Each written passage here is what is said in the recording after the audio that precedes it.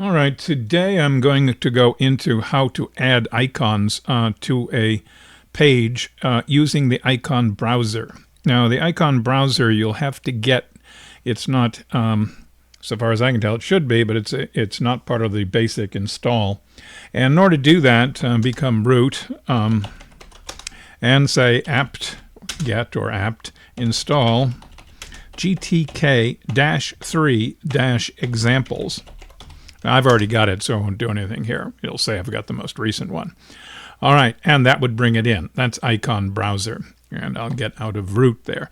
Now, I've actually made it into a launcher on the desktop here, and you can see the properties are /user/bin/GTK3, no dash now, -icon-browser, and that'll bring up the icon browser. And when it comes up, it looks something like this, and it's got the collection of icons in the system, in your system. These will vary depending upon your background theme. Different themes, the icons look different. I'm in Mint X at the moment. If I went to Mint Y, some of these would look different. And they're categorized. There's quite a few of them, and they're in different groupings, as you can see here as I'm flicking between them. All right, so symbolic or slightly different variants on the same thing, which you may prefer. I go with the normal, but there they are. All right, so we got the icon browser. I can get rid of this. Now here I've got an empty GTK Glade window. This is mainly going to be, of course, something you do in the Glade environment because the program doesn't see the icons. All right, let's add some things. The first one, I guess, would be the old friendly button, and we added a button. And where it's located and so forth is not that important. I can call it B1 if you want to give it a name. Add custom content. And what I'm going to do now is I'm going to add an image to it. All right, that's where the image is going to go. And I go back to my icon browser here, and I pick something to go in there. How about something like that? All right, doesn't matter what it is. And these are the different sizes that come with it. Copy to clipboard, then go back over here, and where it says, go to icon name and paste it in. Control V and hit enter, and you can see there's the icon in there.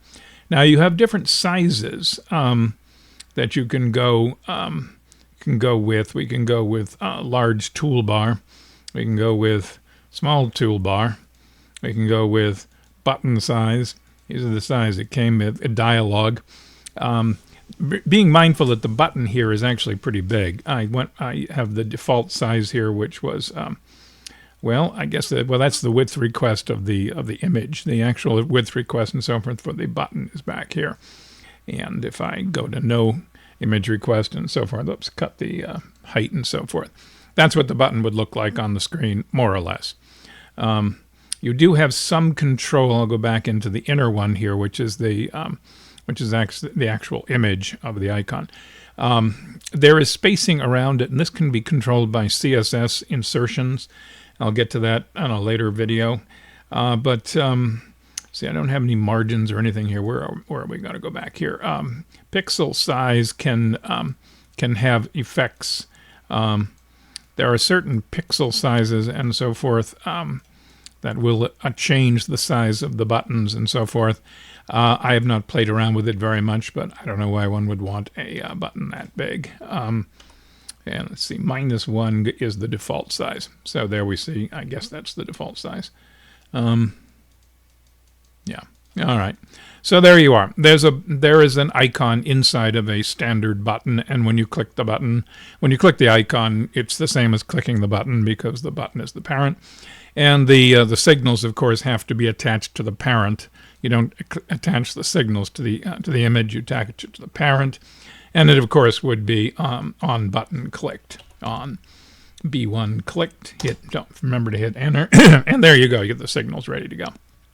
All right, how about some other, it's flu season, how about some other things in here, like a GTK switch. It's again the same idea. Well, wait a minute, I got the wrong one. That's not the one I wanted. Not the wrong, it's the wrong, I meant checkbox. I don't know why I went for switch. Switch is coming up later. GTK checkbox. There it is, check button. All right, the check button, we can call it C1 if you want to give it a name. And add custom content. And again, it's going to be the same idea. You go and pull an image into it, and then you go to your friendly icon browser. I don't need that anymore. Oops, that killed it. No, it didn't. It's still back there. And I could put in, go for another one. There are lots of them down here to choose from. I don't mean to choose always from that collection. But there is a large, okay, we'll go for printer. How's that? And I'll go back over here, and I will under icon name, add the icon name, hit enter, and there it is. And would I go to dialog, something like that? It's, and let's see, under common and packing here, because the packing of the larger one, because that's where the extra margins are coming from. Just go to turn them off. And then on your page, you will see a checkbox next to a printer. The printer might be too big or so forth. Once again, it's the signal should be attached to the checkbox up here, to the check button, and not to the icon that's in there. The icon doesn't have signals. It has signals, but they're not the clicked type or toggled type as you would go with in something like this.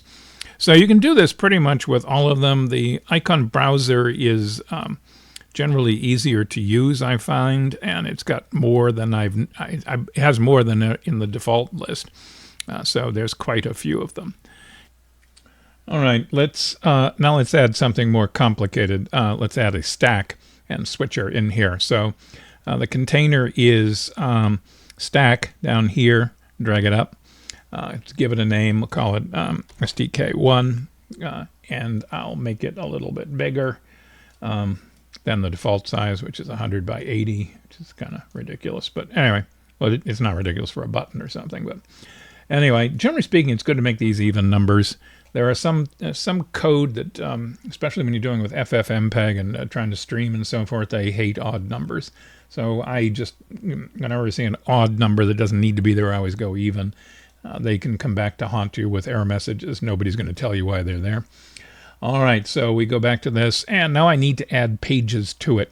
So I'm going to add, I use fixed, and fixed is up at the top, hiding down here. So I'm adding a fixed in there, and I give it a name. I'll call it page 0, and hit enter. Now I'm going to, over here, I right-click. I'm going to say insert page after, and I'm going to insert a fixed in here. This is another page, and that I'm putting in here, and I'm going to call it P1. Whoops, come on. P1. All right, and do I want to do it again? All right, I will say right-click over here, insert page after, container add fixed, and then we got a container up there, and we'll call it, sometimes you have to click twice to get the screen to focus on the ID over there. So, so page 3, so, and hit enter to make sure it knows I'm here. All right, so I've got the stack. Now I want to add a switcher, and we will go to control, and we will find switcher, GTK switch, wherever it is down here. Wish these were alphabetized. Oh, oops, wrong one. Sorry. Let's get back to normal here. I started putting it inside the stack, which is not where you can do that. You can have them embedded, but then there would have to be a stack within a stack to do it. So we'll go back. I have done that. I'll show you an example. Put the switch down here, which is the more normal place to put it. Now everything, we'll call it SW1 for the switch, and we have to give it. I've got the wrong switch. Sorry. That is the wrong switch. We want, under control, we want GTK switcher. There it is, stack switcher. All right, stack switcher. Stack switcher SW1. And we have to tell it which stack it's going to switch. So I click on this little, let me cancel this and go over here. This is the thing I clicked on here, this little notepad or whatever it is. And I tell it it's going to switch for stack 1, and I say okay. And bingo, it gets a bunch of pages. You can see these pages. Now, these elements up here, they don't really contain anything. So let me put something in each one of them. And let's just put a button in here, and I'll call it, button 1, because the fix by itself doesn't show up as anything. And I'll put one in here. I'll call it button 2. This is just so something will show inside them. Button 2. Whoops. There we go again. I have to double click it. I click it a second time. Button 2, and then for page 3 will contain another. You can put anything in here. These are just placeholders, and I'm going to call this button 3. So anyway, so I probably should have named the buttons are in slightly different places. So if I actually go up here and the text inside the button, where is the text inside the button? I'll say button 1, so it'll be visible that it's button 2.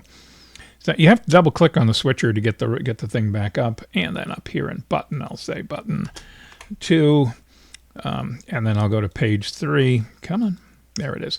Bunch of clicks until it does it. Don't know why, but just click it and it'll do it.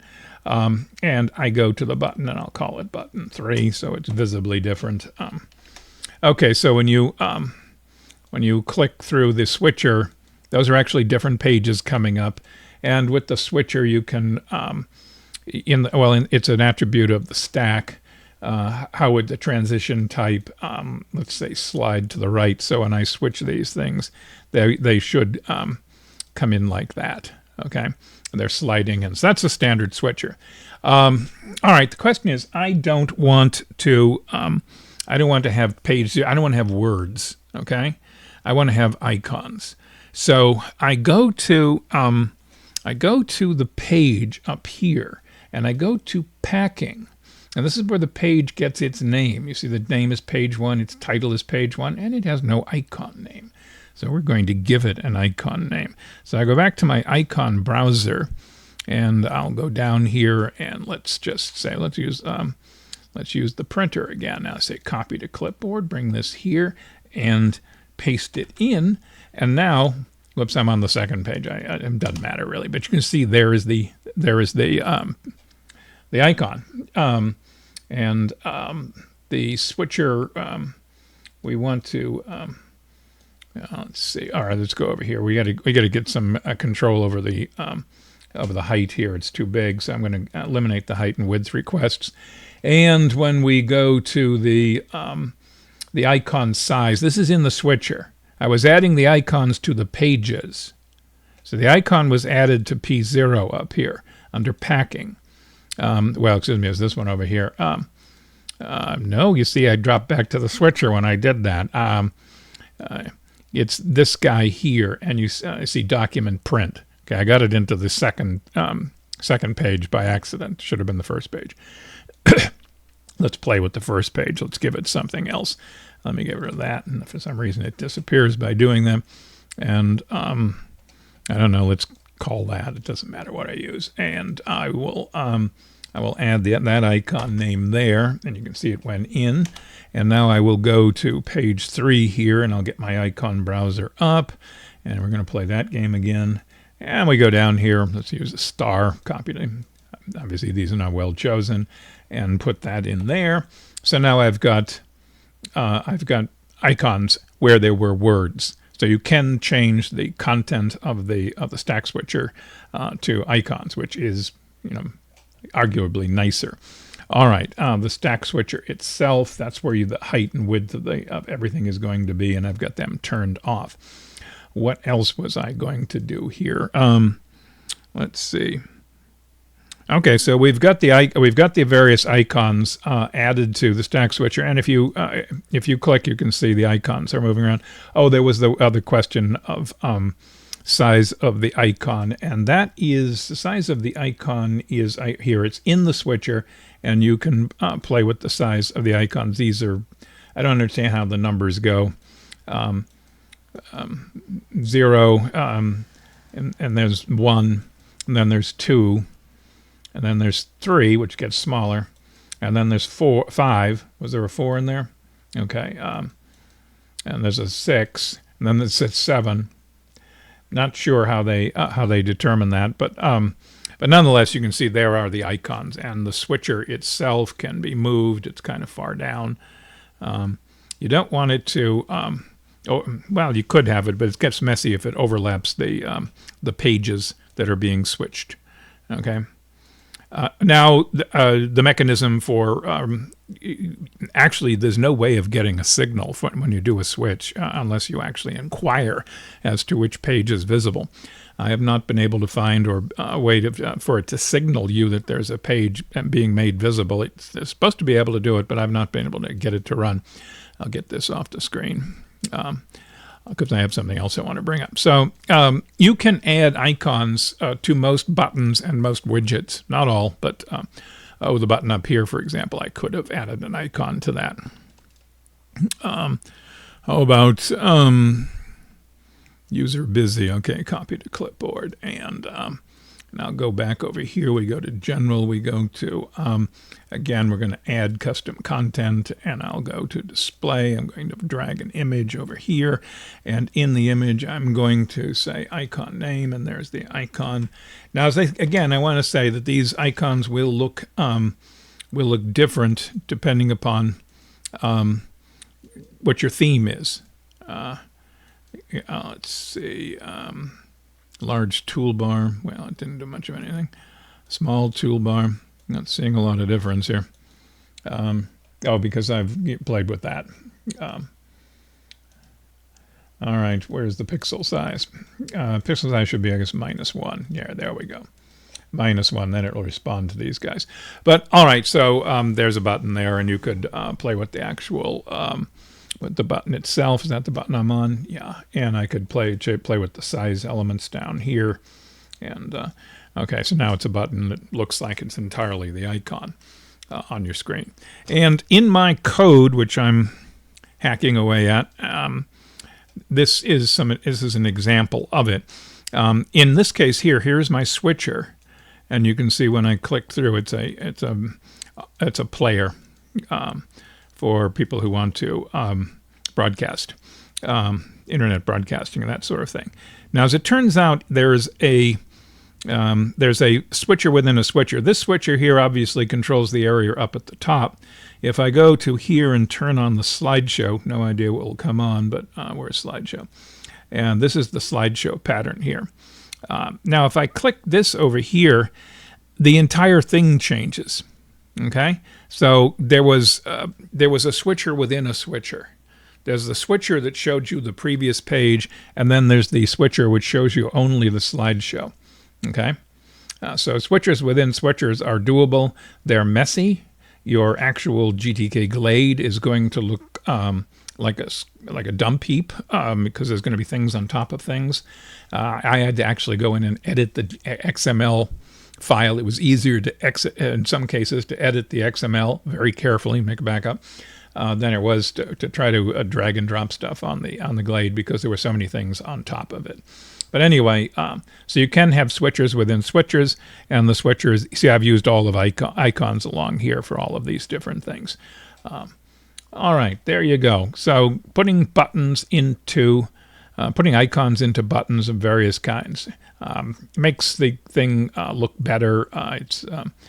Again, be wary that different themes are going to change the size of these icons, and some of these icons may not look all that well in themes. I'm going to risk changing theme here. In the background, I'm going to change desktop, and I go over to themes, and I'm in Mint X. Let me get this out of the way so you can see. It might blow up. I have no idea what OBS is going to do when it sees this, but hit it. You see the icons changed? A whole lot of stuff changed because it's on a different theme. Whereas they go back to Mint X, you see the icons changed, and now they kind of changed to back to default Mint X. If you go over here to icons, I don't use the default Mint X. I use the GNOME icons.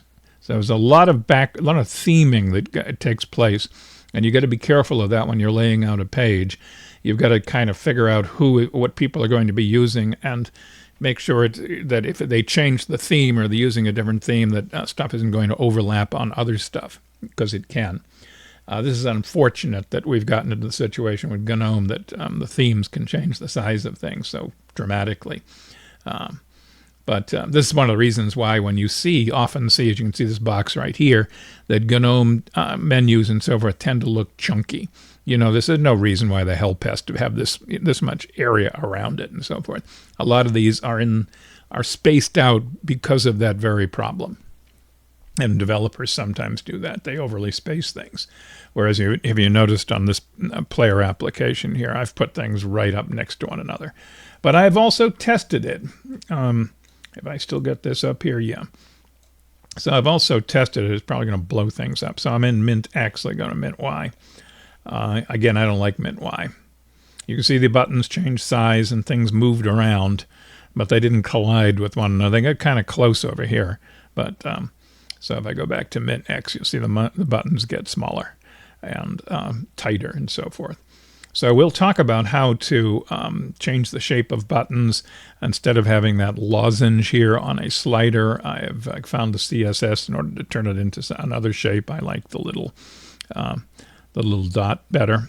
I think it looks better, but it's up to you. Also change the colors. That's the other thing that GNOME loves to do. Slightly lighter gray on slightly darker gray. It's their favorite. Like up here, look at the buttons up here. They're just barely visible. Anyway, we'll call it at that.